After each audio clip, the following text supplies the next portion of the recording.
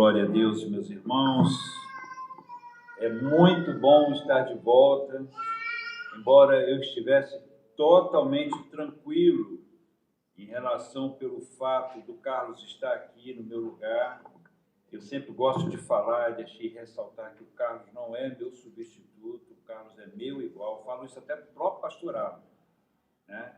E eu fiquei muito tranquilo, mas eu vou mentir para os irmãos, não. É uma saudade sem tamanho, né, que a gente fica da igreja.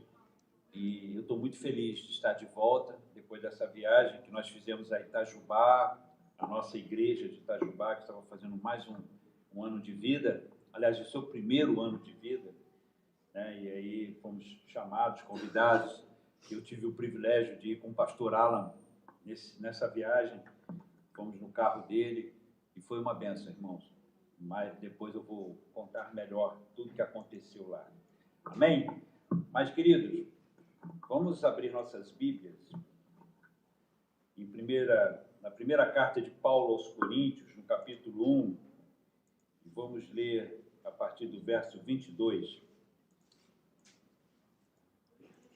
Primeira carta de Paulo aos Coríntios, 1 Coríntios, capítulo 1, a partir do verso 22. 1 Coríntios, a partir do capítulo 1, verso 22.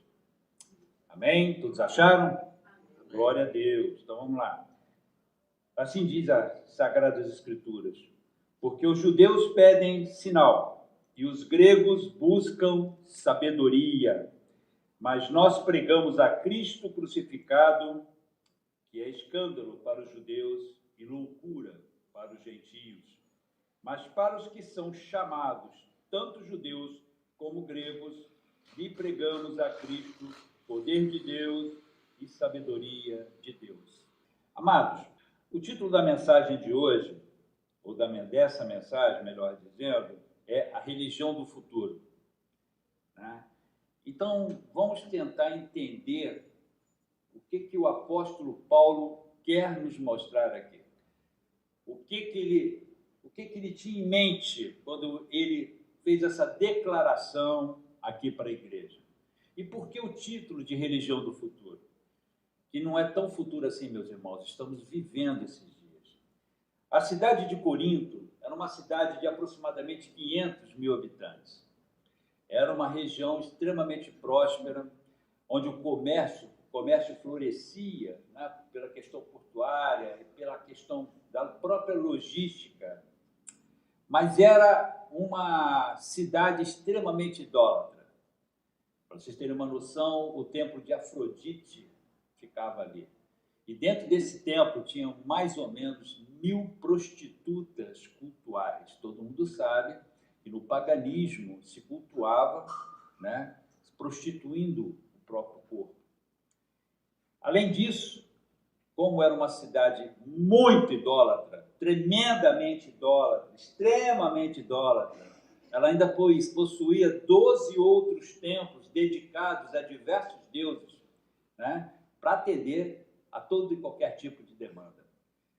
Neste ambiente, Paulo fundou uma igreja. E aí começa a história de Corinto. Essa igreja, sem dúvida nenhuma, foi a igreja que deu mais trabalho para Paulo. Ô, igreja para dar dor de cabeça para o apóstolo Paulo. Meu Deus! Como essa igreja tinha situações acontecendo no seu seio, né? E Paulo tinha que estar monitorando isso o tempo todo, vendo o tempo todo.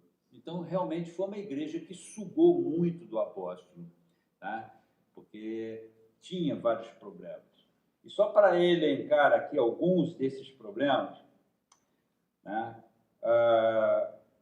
dos quais o próprio apóstolo foi informado pelas diversas fontes que ele tinha seus auxiliares, né, e pessoas dentro da própria igreja falavam para ele desses problemas. Paulo tinha em mente uma coisa: quando Paulo funda a igreja e todas as demais igrejas, a mente de Paulo funcionava assim. Ele queria mostrar para a igreja que a justiça de Deus precisa ser demonstrada de forma prática. A justiça de Deus em nós ela precisa ser demonstrada de forma prática. Todo o viés, todo o foco de Paulo era falar o seguinte: cristianismo é prática de vida. A Bíblia toda ensina isso. Os ensinos paulinos focam e asseveram sobre isso, que a vida cristã é prática pura, irmãos. Não tem teoria, não tem filosofia. O que tem é prática de vida. Se você é um cristão, você vive como um cristão. Não tem como você filosofar, né, ou falar sobre o tema e separar isso da sua vida. Nós cristãos não temos isso. E Jesus deixa isso muito claro dentro de toda a sua trajetória aqui nesta terra e nos seus ensinos. E aí Paulo pega o cerne do cristianismo, que é isso, exatamente isso, o tutano. Diz assim, ó, vida cristã é prática. Então, ele tinha essa preocupação, tá, de fazer com que a igreja entendesse esse princípio. Mas Corinto estava atravessando por problemas, né? Se os irmãos terem uma ideia de alguns dos problemas, haviam facções e divisões, um orgulho intelectual e espiritual. Isso é uma coisa muito premente dentro das igrejas, né? Quando nós começamos a sair do patamar onde devemos ficar e nos exaltamos achando que somos alguma coisa, né? A imoralidade e a impureza, isso estava se alastrando dentro da igreja. Causas na justiça entre os irmãos. Aí Paulo diz assim, meu Deus do céu, o que está acontecendo? Vocês têm demandas entre vocês e vocês vão e jogam isso para a justiça comum? Será que não tem ninguém aí de juízo perfeito que possa arbitrar essas demandas? Paulo era totalmente contrário, um irmão colocar um outro irmão na justiça, né? Bebedices e glotonarias na ceia do Senhor, porque a ceia antes ela era tinha um formato, né? E depois que começou essa confusão dentro da igreja, Paulo aboliu isso e aí ela tomou uma outra forma. Cristãos participando, isso é tremendo. Cristãos participando de festas pagãs com comidas oferecidas a ídolos. Falsos ensinos, como, por exemplo, a respeito da ressurreição dos mortos. Desordens variadas nos cultos. Esse era o ambiente da igreja de Corinto. Então, todas as obras da carne, registradas lá em Gálatas, capítulo 5, versos 19 e 21, imperavam dentro da igreja. Então, não é à toa que o apóstolo tomasse a posição que tomou, né? Com veemência e agindo com certo rigor. Era necessário. Ele não poderia deixar a coisa continuar da forma como estava seguindo, né? E talvez a gente possa agora entender por que alguns dos nossos líderes, infelizmente a minoria, né, se preocupa tanto quando vê a igreja tomando esse tipo de alinhamento, né, seguindo esse princípio. Tem um relatório, irmãos, um relatório muito preocupante. O nome do relatório está traduzido, tá? É um relatório em inglês. Os jovens adultos da Europa e a religião, de Stephen Bullivan, professor de teologia e sociologia da religião. Ele diz o seguinte, que a religião está moribunda e a tendência é de que esses números fiquem mais acentuados no futuro. E aí ele diz mais, o cristianismo como padrão, como norma, se foi. Ele não está indo, se foi. Isso ele está mostrando a realidade na Europa. De modo permanente, ou pelo menos para os próximos 100 anos. Este mesmo comportamento está presente nos Estados Unidos e em vários países aqui da América Latina. Mas quais são as causas que levaram a igreja a este problemão? Por quê? Por que na Europa hoje os templos foram transformados em museus? Templos que antes, né, falavam do Evangelho, promulgavam a liberdade em Cristo, que eram exemplos, a Europa toda, em especial a própria Inglaterra, berços do cristianismo. E por que hoje os templos são boates, são pubs, são museus? É assim que funciona. Por que hoje 90%, pasmem vocês, 96% da população alemã se desviou da fé? Já pararam para pensar nisso? Como isso pode acontecer, meus irmãos? Com algo tão poderoso, tão maravilhoso, tão tremendo que é o Evangelho. Por que as pessoas se desestimularam de seguir este Evangelho? A culpa, queridos, são os líderes, os nossos líderes. Líderes que não se preocupam em falar a verdade, líderes que não se preocupam em mostrar o caminho e dizer, olha, não vai nessa direção não, está errado, não é o que a Bíblia diz, não é o que a palavra ensina, não vai nessa direção, esse terreno é pantanoso, você vai se chafurdar ali.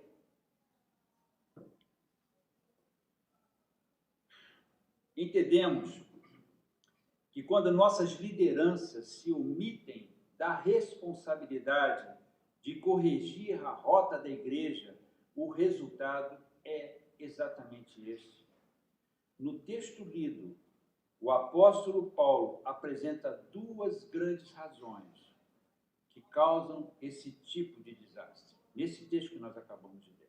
Então vamos a essas duas grandes razões que Paulo aponta aqui, para que nós possamos entender aonde ele quer nos levar quando ele faz esse tipo de advertência.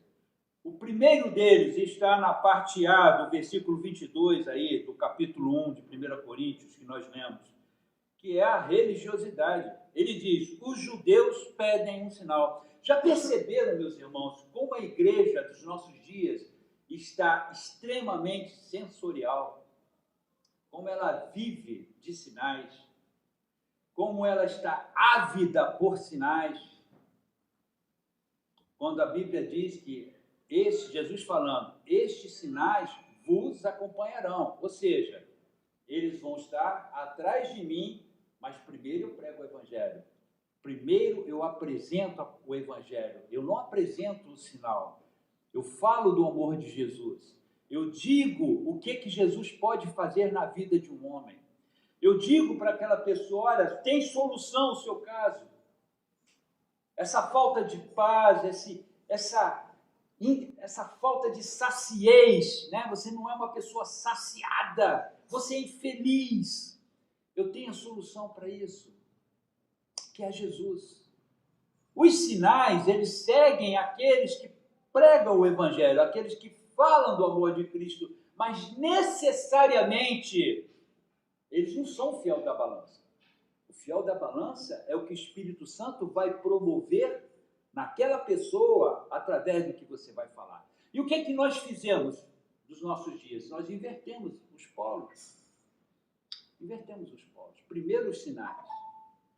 Primeiro são as profecias, que são bíblicas, fazem parte dos dons que o Senhor deu à igreja para a edificação do corpo. Mas agora não. Primeiro são as profecias, primeiro são os milagres. Primeiro é aquilo que eu posso fazer você ver. Primeiro é fazer você sentir. E se eu não conseguir fazer você sentir de um jeito, eu vou dar um outro jeito para que você sinta. Então vamos começar a melhorar isso aqui. Como é que eu posso fomentar essa parte sensorial do seu corpo para que você possa sentir a presença de Deus? Vamos jogar uma fumacinha aqui. Olha, joga aqui uma fumaça. Coloca uns strobolights na tua frente, que quando você fecha o olho aqui, troço piscando na tua cara, mexe com todos os teus neurônios, e começa a jogar dopamina dentro do seu organismo e te enche de dopamina e você fica doidão achando que é o Espírito Santo que está em você. Vamos usar toda essa pirotecnia, vamos usar a tecnologia a nosso favor. Por que Itajubá me marcou? Porque lá não tem nada disso. Lá não tem pirotecnia, lá tem Espírito Santo mesmo. Para vocês terem uma noção, o Monte da Oração, onde eles costumam ir para orar, fica em frente à igreja. Em frente, é só atravessar a rua. Entendem, irmãos? Paulo está aqui nesta hora e dizendo, vocês se transformaram numa montanha de religiosidade. Aliás, Jesus, quando ele se defrontava com os escribas e fariseus, a palavra que ele usava como adjetivo para eles era hipócritas, raça de víboras, porque vocês implementam no povo aquilo que Deus não falou. Vocês dobram a carga, triplicam a carga do povo, quando Deus não enviou nada disso. Já falamos sobre esse tema aqui na igreja. Então, queridos, a religiosidade tomou conta das nossas igrejas. E o que é exatamente a religiosidade? É quando você, no lugar da presença do Espírito Santo, porque quem conduz o culto e a forma como o culto deve ser prestado está na Bíblia. Deus nos diz como nós devemos adorá-lo. Deus nos aponta o caminho de como devemos chegar até Ele. É Deus que nos informa, que nos dá o passo a passo para levarmos o culto verdadeiro para Ele. Mas não, nós fazemos diferente. Deixa eu colocar aqui a minha liturgia, o que eu entendo como certo para cultuar a Deus. E aí, queridos, é só olhar lá fora. É o que nós vemos. Igrejas fracas, irmãos. Igrejas fracas. Porque igrejas que não valorizam o culto da forma como ele tem que ser feito. Não estou colocando aqui nós como ponta, eu sempre falo isso aqui, nós não somos ponta de lança e não estamos em um patamar exaltado. Nada disso. Nada disso. Mas procuramos ser bíblicos. E procuramos enxergar na Bíblia a forma correta de como eu devo adorar o meu Deus. Como eu devo ministrar ao coração dele. Deus me diz na sua palavra como fazê-lo. E muitos de nós têm transformado isso, queridos. Então Paulo dá esse alerta. Ele começa a falar da religiosidade. Os judeus pedem um sinal. Precisamos estimular essa parte sensorial no povo. Eu quero sentir Deus. E a partir do momento que eu quero sentir Deus, que não tem nada demais, eu não estou condenando isso aqui, mas eu estou sim condenando o fato de você colocar essa parte sensorial acima da sua fé, acima do fato de você ter a compreensão bíblica de que independente das suas emoções, que independente da forma como você se encontra hoje, você está hoje desanimado, você está hoje triste, você está angustiado, Deus está aqui do mesmo jeito, irmãos. E o fato de você muitas das vezes não senti-lo, não quer dizer que ele não estará aí. Ele está. Porque a palavra de Deus diz, eis que estou convosco todos os dias. Todos os dias. O dia tem 24 horas. Todo minuto, a cada instante, Jesus está ali. E eis que estou convosco todos os dias, até a consumação dos séculos. E em nenhum momento Jesus vinculou essa verdade ao sentimento. Se você sentir isso, ótimo. Mas se não sentir, creia-me. Creia-me pela palavra. Jesus está contigo.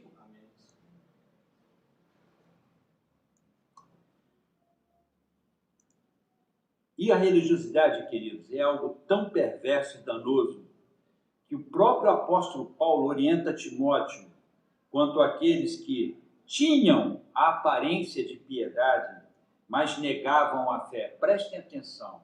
Paulo pega Timóteo, o seu mais fiel escudeiro, né? Seu pastor, seu filho amado, e ele coloca para Timóteo um sentimento que eu vou tentar passar aqui para os irmãos.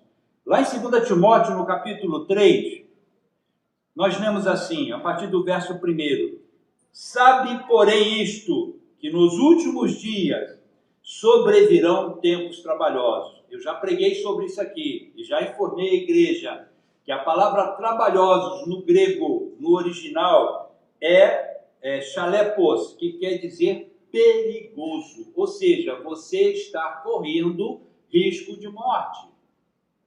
É o que Paulo está dizendo assim, ó, vai chegar um dia, lá na frente, Timóteo, que vai ser tão complicado ser cristão, em que a sua própria vida, ou a vida daqueles que vão estar vivendo nesse tempo, não vai valer nada.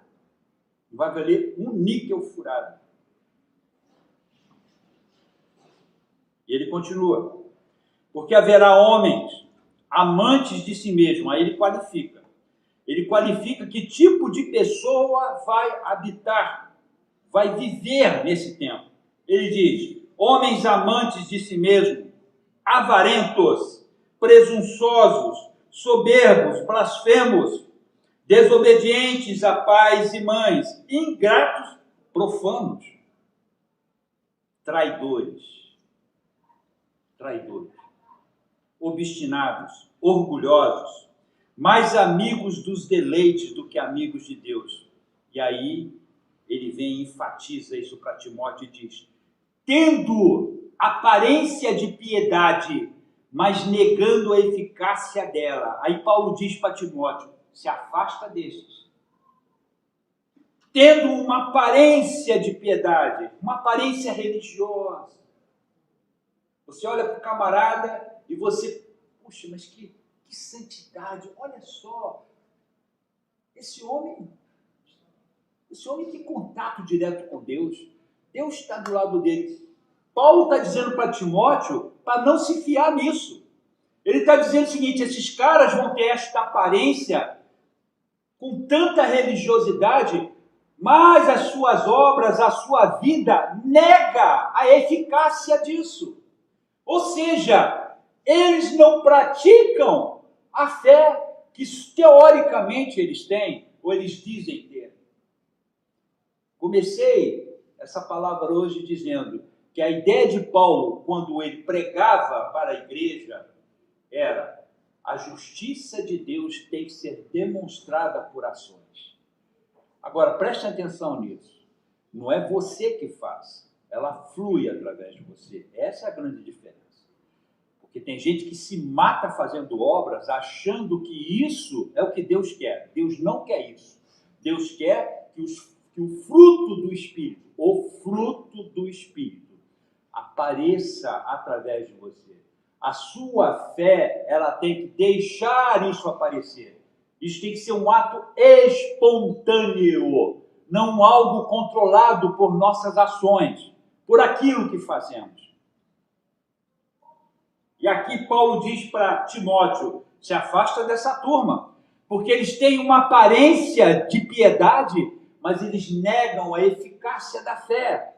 E ele continua, porque deste número são os que se introduzem pelas casas e levam cativas mulheres nécias, carregadas de pecados, levadas de várias concupiscências, que aprendem sempre. Olha um detalhe, preste atenção, uma característica desse tipo de pessoa. Aprendem sempre e nunca podem chegar ao conhecimento da verdade. Já parou para pensar isso? O camarada, ele está envolvido com o aprendizado. Ele está ali todos os dias na escola bíblica dominical. Ele está lá nos cultos. Aprendendo sempre, mas nunca chegam ao objetivo final, que é o conhecimento da verdade. Esse conhecimento, ele vem à luz do Espírito Santo. Ele não vem de cabeça, do seu intelecto, da sua linha de raciocínio. É o Espírito falando ao seu coração, meus irmãos. O religioso, ele está cheio de práticas.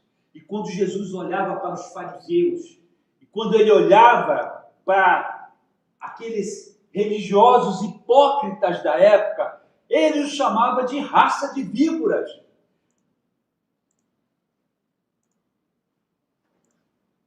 Como Janes e Jambres resistiram a Moisés, outra característica, a resistência. O religioso, ele resiste à verdade. O religioso resiste à verdade. Janes e Jambres eram os magos de Faraó. Mesmo diante de toda a demonstração de Moisés, eles resistiram. E fizeram com que Faraó resistisse também. Também esses resistem à verdade, sendo homens corruptos de entendimento, réprobos quanto à fé. Essa palavra réprobo, no original, lá no grego, vocês imaginem a coisa mais vil, mais perversa, mais nojenta. Esse é o réprobo na fé. Essa é a mente do religioso. Nossos dias, irmãos, estamos infestados de religiosos sentados nos bancos das nossas igrejas.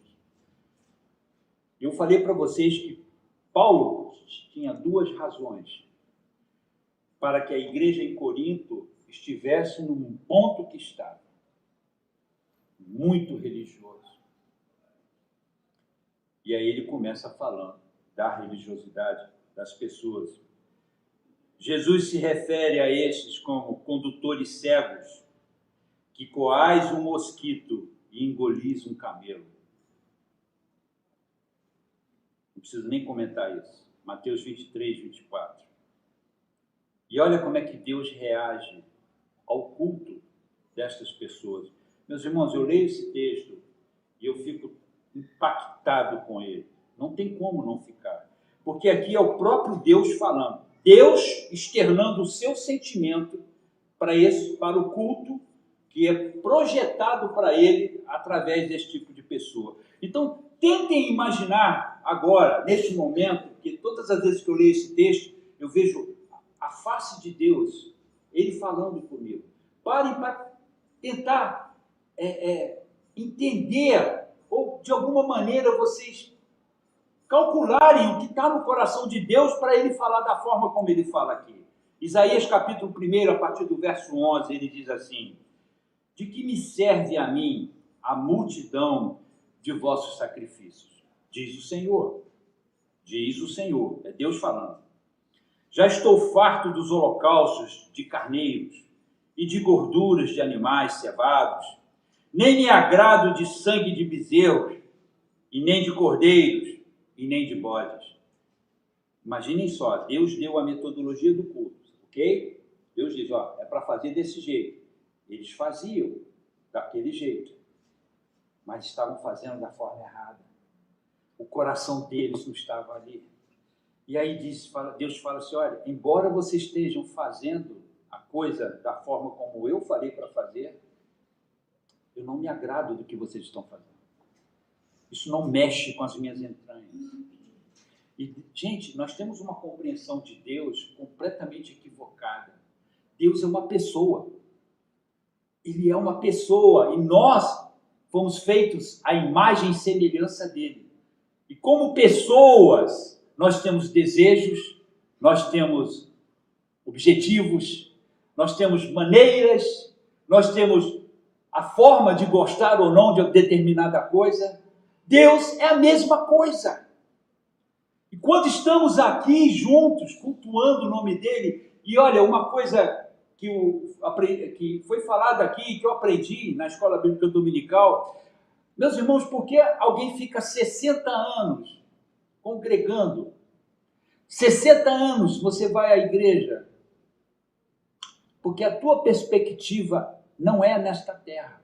Você não tem perspectiva nenhuma nisso aqui. Tua perspectiva está na eternidade. Irmãos, fomos feitos para a eternidade. Deus nos criou, nos salvou, fez o que fez nas nossas vidas para nos levar para a eternidade. Essa é a nossa perspectiva. Então, quando nós vimos para o local de culto, a gente tem que vir com essa perspectiva no nosso coração, querido.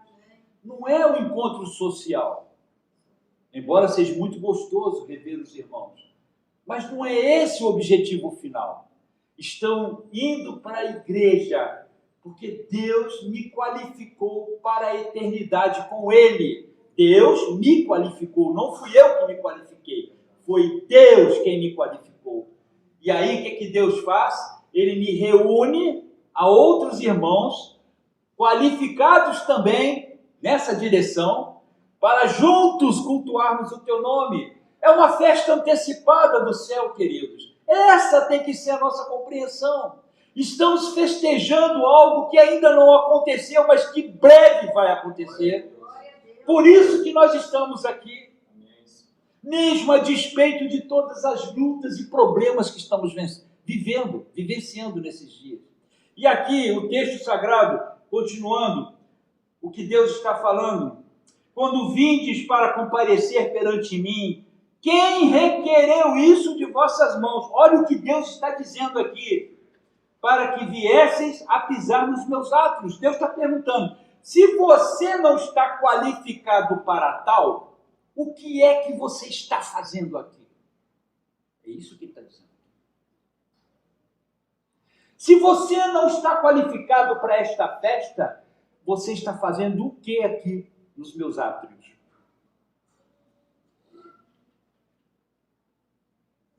Verso 13.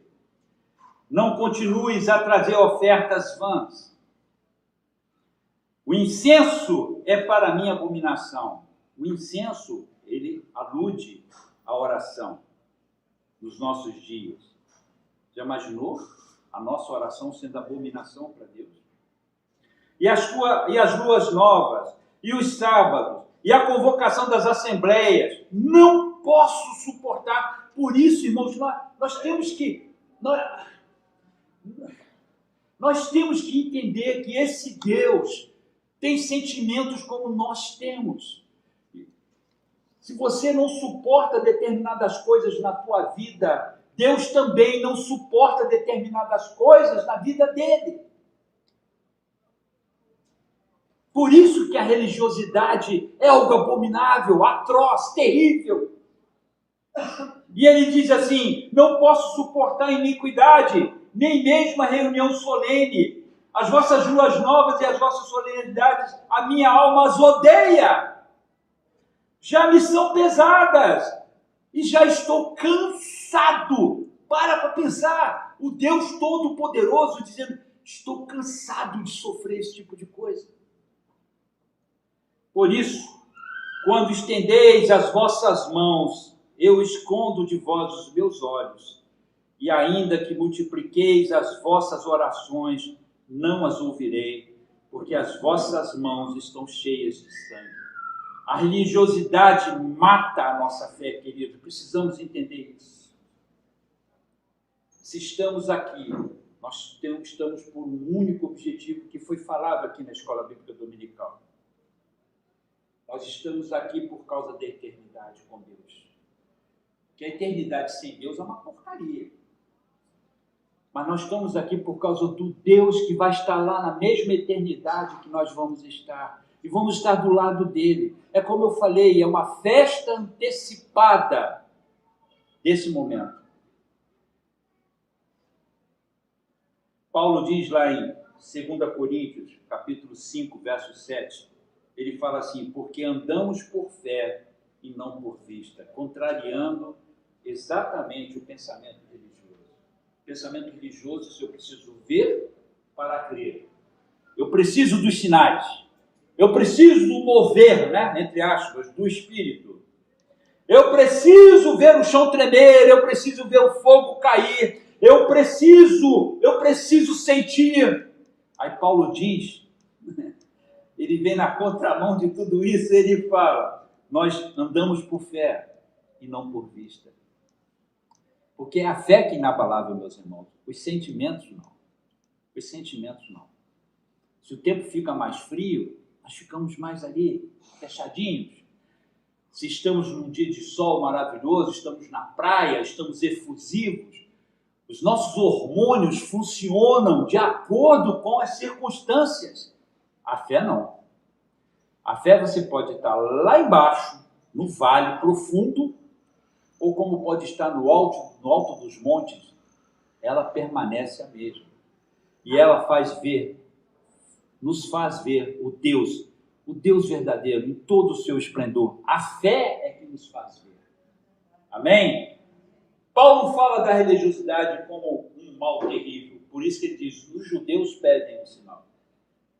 Por que os judeus? Porque os judeus foi o povo que Deus separou para levar o seu nome nessa terra. Através desse povo, Jesus veio. Então, eles simbolizam, tá, o povo de Deus. Mas esse povo se desviou da verdade. Esse povo começou a fazer práticas, a se preocuparem mais com as práticas, com a liturgia, com as coisas que eles poderiam fazer. E por isso Paulo usa os judeus como exemplo. E quando ele fala para a igreja, ele diz, olha, esse povo fracassou na sua religiosidade. Deus não quer os sacrifícios dele. Mas Paulo fala de uma segunda razão. E essa é terrível. Eu não sei qual que é a pior, irmãos. Paulo fala na parte B do versículo 1, na parte B do versículo 22 do capítulo 1 de 1 Coríntios. Ele diz assim, e os gregos buscam sabedoria. Então, primeiro ele fala, os judeus querem um sinal, e os gregos buscam sabedoria. Aí é interessante a gente começar a olhar para o texto e dizer, mas por que Paulo insere no texto, quando ele fala para a igreja, uma qualidade do grego? Tá? Todo mundo sabe que nós herdamos da Grécia antiga, né? O legado deixado pelos gregos na área do conhecimento, ele é indiscutível. Tá? Todos os filósofos, né, que hoje permeiam os cursos acadêmicos espalhados pelo mundo todo, a própria ideologia, as ideologias, todas elas estão fundamentadas, né, no pensamento grego. E aí que a gente começa a entender o que Paulo quis dizer aqui.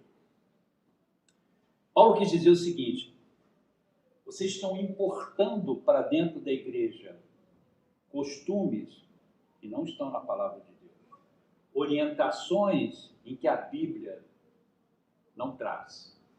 E Paulo, quando ele fala isso, ele fala assim, a igreja dos nossos dias faz exatamente isso, importar as práticas adotadas por esse mundo para o seio, pelo seu próprio seio, para dentro da própria igreja. Com base neste princípio, surge o quê? O humanismo. E é sobre isso que Paulo está dizendo. O humanismo é um movimento intelectual iniciado lá na Itália, no século XV, mas veja bem, ele é todo fundamentado dentro desses princípios. E aí, com o Renascimento, ele é difundido por toda a Europa, rompendo com a forte influência da igreja, desde aquela época. O pensamento religioso da Idade Média, ele começa a ser dissolvido por causa do humanismo. Então, o teocentrismo, Deus como centro de tudo, cede lugar ao antropocentrismo, passando o homem a ser o centro de interesse. Ou seja, até esse período, antes da difusão do humanismo como ciência,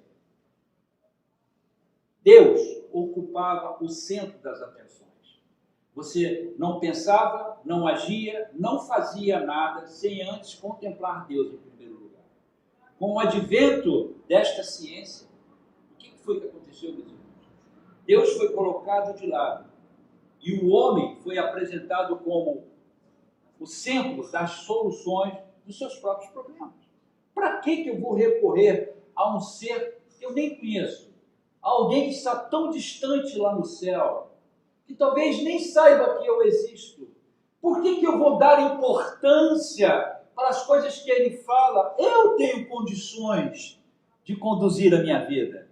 Eu sei, ninguém sabe melhor do que eu o que é melhor para mim. Não é assim que nós falamos? Eu sei o que é melhor para mim. Tem um ditado no mundo que diz: somente o dono da casa é que sabe aonde as goteiras estão. E esse é um pensamento perverso, irmãos, porque tem goteiras que nós não sabemos. O problema nosso, queridos, é que nós, a partir desse princípio, nós postulamos uma posição que nós não temos competência. A palavra certa é essa. Nós não temos competência para ocupar essa posição. Nós não temos condições mínimas para poder contemplar. Cleito, prove isso? Provo, claro que eu provo. Pegue o seu jornal de hoje e abra ele. Abra o seu jornal de hoje, ou ligue a sua televisão num canal de notícias qualquer, e você vai ver ali a maior de todas as provas da nossa incompetência de administrarmos a nossa própria vida. Porque tiramos Deus do centro e nos colocamos assentados no trono que é dele, por direito. E aí, queridos, a máxima lá de Jeremias, em Jeremias, capítulo 10, verso 23, ela contraria completamente esse pensamento. Porque Jeremias dizia assim: eu sei, ó Senhor, que não é do homem o seu caminho, e nem do homem que caminha o dirigir seus passos. Jeremias falava isso. Mas contrariamos essa máxima, contrariamos esse princípio bíblico e instauramos o humanismo dentro das igrejas. Cleito, como isso está acontecendo dentro da igreja? Meus irmãos, baste você ir para o YouTube e veja as pregações que estão colocadas ali. Existe mais o ego humano do que qualquer outra coisa. As soluções partem de nós. Você é o cara. Você é o rei, a princesa de Deus. Nada pode te acontecer. Você é invencível. Esta é a mensagem do humanismo. Você pode dar jeito nas suas coisas, na sua vida. Qual é a característica principal do humanismo, meus irmãos? E aqui vem a cereja do bolo, né? Como eu posso falar. Né? O homem só ouve aquilo que quer ouvir e não aquilo que ele precisa ouvir. É isso que o humanismo traz dentro das nossas igrejas. Pregadores que se preocupam em atender a este tipo de demanda na sua plateia. A palavra certa é essa, porque o púlpito foi removido, agora é um palco, né? Como um certo pastor falou, tirei o púlpito da igreja, eu botei um palco lá dentro. Irmãos, quando nós vamos para o culto, para ouvirmos aquilo que nós queremos ouvir, estamos mal. Eu quero ouvir aquilo que eu preciso ouvir, mesmo que seja uma palavra dura para mim. Sabe por quê, queridos? Porque a Bíblia diz que Deus disciplina o filho a quem ele ama. Nós não somos bastardos. Então, se você um dia vier ao culto e o pregador que estiver aqui trouxer uma palavra dura, levante suas mãos para o céu e diga: Deus, eu não sou bastardo. O Senhor está acabando de provar isso aqui agora para mim. Eu não sou um bastardo, eu sou filho. E é por isso que o Senhor está me corrigindo agora. E é por isso que Deus me corrigiu através dessa palavra. Entendem, queridos? Nós estamos cheios de pregadores que nos fazem rir. Como é bom rir no culto, né? Nada que seja ruim, nós rimos no culto também. Mas não da forma como a coisa está sendo colocada hoje. Palhaços ao invés de pregadores. Pessoas mais preocupadas em nos divertir do que qualquer outra coisa. E aí, queridos, uma palavra do pastor Alan, que eu recomendo também, foi essa palavra que ele trouxe no domingo. E o texto base dele foi esse de 2 Timóteo, capítulo 4, verso 3 a 5. porque virá tempo em que não suportarão a sã doutrina. Estamos vivendo nesses tempos, irmãos? Será que estamos? As igrejas que pregam aquilo que nós gostamos de ouvir estão lotadas nesse exato momento. Estão abarrotadas de gente saindo pela janela. Gente rindo, balbuciando. E as igrejas que pregam o evangelho verdadeiro, o evangelho do confronto, onde mostram o que Deus realmente quer de nós, tem pouca gente dentro dela. Mas o próprio Jesus disse que isso ia acontecer um dia. A porta estreita, muito poucos vão entrar por ela. Então diz assim, porque virá tempo em que não suportarão a sã doutrina, mas tendo comichão nos ouvidos, amontoarão para si doutores. Veja bem, quem é que vai amontoar os doutores? A plateia, é quem está ouvindo. Eles é que vão buscar pessoas que vão falar aquilo que eles querem ouvir. Eles não vão procurar pessoas que falem aquilo que eles precisam ouvir. Esse é o ponto. E é isso que o humanismo faz. Doutores conforme suas próprias concupiscências e desviarão, a palavra aqui, e desviarão os ouvintes da verdade, voltando às fábulas. Mas tu, aí ele chega para Timóteo e fala, Timóteo, você é diferente. Mas tu, Timóteo, ser sóbrio em tudo, seja equilibrado. Busque o que é certo, busque o que é bíblico. Faça aquilo que Deus quer que você faça. E sofre as aflições, porque você vai sofrer aflições. Porque você vai estar nadando contra a maré, meus irmãos.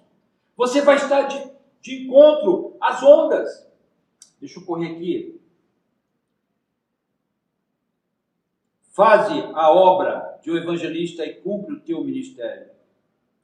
Meus irmãos, os líderes desta igreja, da IBC como um todo que eu estou falando, agem como verdadeiros rinocerontes na floresta. Deixa eu falar uma curiosidade para vocês. O rinoceronte, ele é um animal magnífico. Ele tem 4 toneladas, mais ou menos 5 metros de comprimento. É um verdadeiro tanque de guerra. Mas ele tem, na sua intuição, algo que Deus colocou dentro dele. Ele é um bombeiro natural da floresta. Ao menor sinal de uma chama, de uma faísca, de uma fagulha, ele vem com toda a sua força e pisoteia aquela chama para que ela não se alastre. E acho isso lindo, na natureza, porque nos traz um ensino poderoso. Isso é um fato, meus irmãos. Se vocês pesquisarem, vocês vão ver essa qualidade nesse animal tremendo. Ele não pode ver uma chama que ele vai e apaga. Por isso que ele é considerado o bombeiro da floresta. Alguns líderes, melhor dizendo, todos os líderes na IBC e alguns outros líderes de outros lugares no mundo, agem como rinocerontes, irmãos. Quando vem o menor sinal de uma fagulha, de uma chama que pode se alastrar no seio da igreja. Paulo agia assim. Ele atropelava. Ele não queria saber. Ele passava por cima. Ele não tinha piedade, irmãos, porque ele tinha que salvar a igreja. Ele não podia permitir que a igreja sofresse esse tipo de dano. Assim como um rinoceronte não permite isso no seu próprio habitat. Continuando aqui, irmãos.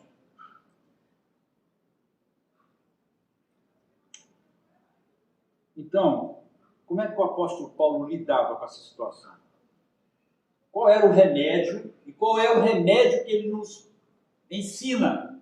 Qual é a solução que ele também nos ensina a nós, pregadores, e a igreja como um todo, a combater a questão da religiosidade dentro da igreja e a combater a questão do humanismo dentro da igreja?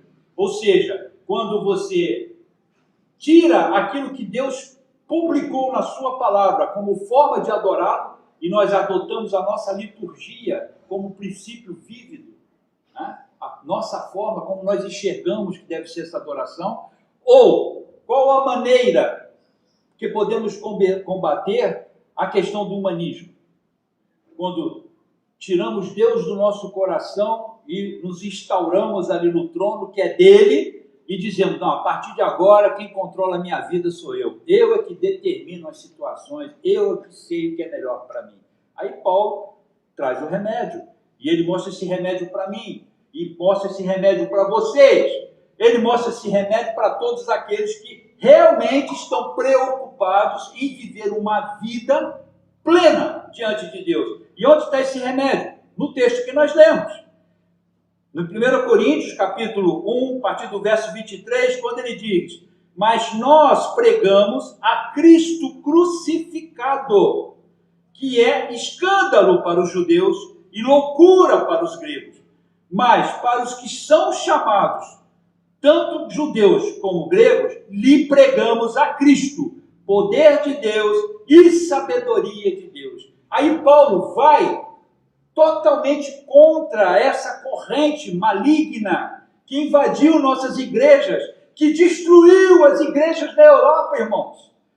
Aquelas igrejas que antes eram pujantes, verdadeiras fortalezas na fé, não existem mais. Vão lá, vocês vão ver. Viraram museus, bar, danceteria. Essas igrejas que antes eram pujantes. Mas por quê? O que foi que aconteceu? Isso. Não deram a atenção quando isso invadiu as igrejas. Não prestaram a atenção no que a palavra de Deus diz.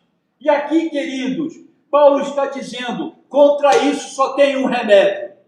A pregação do Cristo crucificado. Por quê? Porque esta pregação é o poder de Deus e sabedoria de Deus. Qualquer coisa que fuja desta pregação, qualquer coisa que saia fora deste universo estabelecido por Deus, irmãos, nós estamos fadados ao fracasso espiritual. Paulo estabelece aqui um contraponto, mostra toda uma estrutura bíblica que contraria todos estes falsos ensinos. E aí, meus irmãos, eu estou falando de todas as teologias que permeiam os sermões que são pregados hoje, nos nossos dias. Sermão de autoajuda, né? A teologia do coaching, tão famosa, tão bem difundida. Teologia da prosperidade e tantas outras, irmãos. Para os religiosos que dependem de experiências sensoriais e que andam por vista, o santo apóstolo diz que a mensagem do Cristo crucificado torna-se uma pedra de tropeço para eles. Por que pedra de tropeço? Porque não bate. As informações trazidas, elas não batem com o que a Bíblia diz, com o que a Bíblia informa. Eles pregam uma coisa e você vai para a palavra de Deus, mas aonde que isso está escrito aqui? Ah, Cleito, mas eles citam versículos bíblicos. Você pode provar as piores teorias usando versículos bíblicos, retirando-os do contexto, sem uma exegese perfeita, profunda. E ele diz mais, porque Cristo é o poder de Deus para todo aquele que crê. Lá em Romanos capítulo 1, verso 16, ele diz, porque não me envergonho do evangelho de Cristo, pois é o poder de Deus para a salvação de todo aquele que crê, primeiro do judeu e também do grego. Então ele traz exatamente as mesmas extremidades que ele usa nesse texto de 1 Coríntios, ele dizendo o quê? É poder de Deus para ambas as classes. Fala para todo mundo. O que o apóstolo anuncia aqui é que a mensagem do Cristo crucificado contrapõe toda a religiosidade, todo o humanismo contidos nas pregações atuais. Ele afirma que esta mensagem é o poder de Deus para a salvação de todo aquele que crê. E Paulo diz que o conhecimento desta verdade faz considerar como refúgio qualquer outra coisa que apareça. E aí, queridos, ele diz lá em Filipenses capítulo 3, verso 8, e na verdade tenho por perda todas as coisas, pela excelência do conhecimento de Cristo Jesus, meu Senhor, pelo qual sofri a perda de todas estas coisas e as considero como escória para que possa ganhar a Cristo. Agora, as reações são diferentes. Para um determinado grupo de pessoas, essa pregação é ruim aos ouvidos, me machuca, eu me sinto mal. Mas para Paulo, o fazia considerar como lixo, como escória, como titica, é a palavra certa. Qualquer outra coisa que aparecesse à sua frente, por causa da excelência desse conhecimento, irmãos. Então, agora sim, agora vamos entender o que é essa mensagem do Cristo crucificado, que é tão simples, que não vai demandar nem tempo. Nós vamos encerrar com isso. A mensagem está em Lucas, capítulo 9, se vocês puderem abrir suas Bíblias. Lucas, capítulo 9, vocês vão ver a que mensagem Paulo está se referindo. Que mensagem é essa do Cristo crucificado? Lucas 9, 23. A partir do 23. Olha o que o texto sagrado diz. E dizia a todos, Jesus falando, tá? Jesus está falando aqui, saindo da boca de Jesus. E dizia a todos, a nós aqui, se alguém quer vir após mim, negue-se a si mesmo, tome cada dia a sua cruz e siga-me. Porque qualquer que quiser salvar a sua vida, perdê-la-á, mas qualquer que por amor de mim perder a sua vida, a salvará. Agora nós vamos entender qual é a mensagem do Cristo crucificado, segundo o que o próprio Jesus orienta. Olha como é que ele diz aqui. Ele fala de 3 passos. 3 passos. Mas precisamos entender que aqui nesse texto nós temos uma conjunção coordenativa aditiva. Porque olha como é que ele diz. E dizia a todos, se alguém quiser vir após mim, negue-se a si mesmo. E a conjunção coordenativa aditiva. Tome cada dia a sua cruz e siga-me. Qual é a diferença? Faz toda a diferença, irmãos. É igual receita de bolo. Você pega a receita, bater 6 ovos, papapá, e você bate. Agora, adicione tanto de farinha de trigo. Aí você adiciona. E depois você coloca os ovos. E depois você coloca um outro item. E depois você coloca outro item. Até aquilo depois ir para o forno e se transformar num bolo. Prestem atenção. Ninguém começa pelo forno. Começa pelo bater dos ovos. E você vai adicionando item após outro. Mas você só pode adicionar o item seguinte se você tiver adicionado o item anterior. Então, olha como é que Jesus está colocando aqui. Ele fala o seguinte, se alguém quer vir após mim, primeira coisa, negue-se. Essa palavra negue-se, tá? É você não buscar reconhecimento pelos seus feitos. É você se esvaziar de tal maneira que a aceitação, tá? Ou até as referências feitas a você por outras pessoas, ou o reconhecimento tão desejado por cada um de nós, porque todos nós aqui somos humanos, quando isso perde relevância dentro de você. Quando você não se importa mais com o que os outros pensem, e você não se importa mais com o reconhecimento deles sobre a sua pessoa. Você apenas cumpre aquilo que o Jesus diz para você fazer. O reconhecimento deles, sim, esse eu quero. O que os outros pensam de mim, eu não quero nem saber. Paulo diz, eu considero como refúgio. Nós estamos falando com os homens mais ilustres do tempo dele. Um cara que foi criado aos pés de Gamaliel, o maior sábio da época. Ele veio de Tarsis, tinha a maior universidade da região ali. Provavelmente ele passou por essa universidade. Um cara que falava vários idiomas.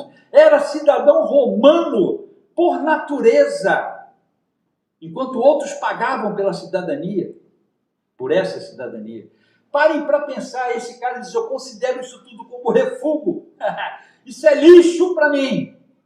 Eu quero o conhecimento de Jesus na minha vida. E aí ele continua, Jesus dizendo aqui, você tem que se negar. Você tem que abrir mão de você mesmo. Gente, eu estou falando da pregação do Cristo crucificado. Esta é a pregação.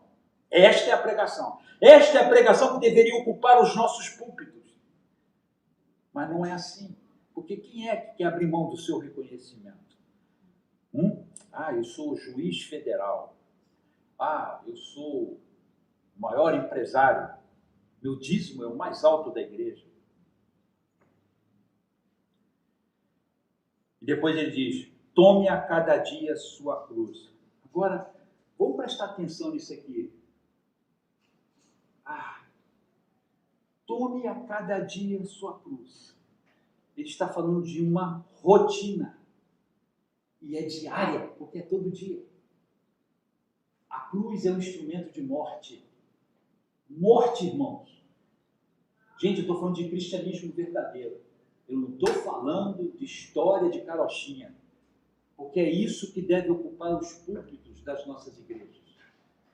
Renúncia, abrir mão de si mesmo. E é o que Jesus propõe. A proposta de Jesus é essa. Lembrem-se daquele camarada que chegou para Jesus e disse, Senhor, seguir-te-ei por onde quer que fores. Qual foi a resposta de Jesus? As raposas têm seus covis, as aves têm seus ninhos, mas o Filho do Homem não tem onde reclinar a sua cabeça. Jesus essa é a proposta de Jesus. Qualquer outra proposta, queridos, que vocês ouçam, fora do que eu estou falando aqui, pela autoridade do Espírito Santo, é falácia, é mentira.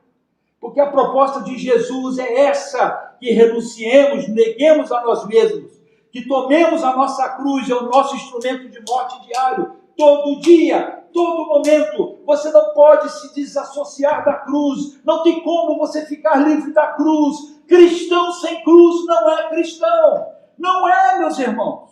Não é. E agora vamos para o final. Aí, o outro item do bolo. Siga-me. Então, Jesus está falando o seguinte. Para você me seguir, primeiro, você tem que se negar. Segundo, você tem que tomar sua cruz todo dia. Agora você pode me seguir. Agora, para finalizar.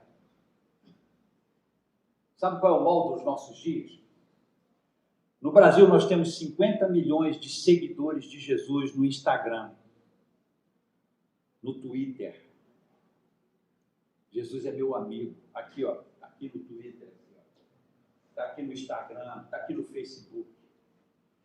Tem um monte de gente seguindo Jesus nas redes sociais, queridos.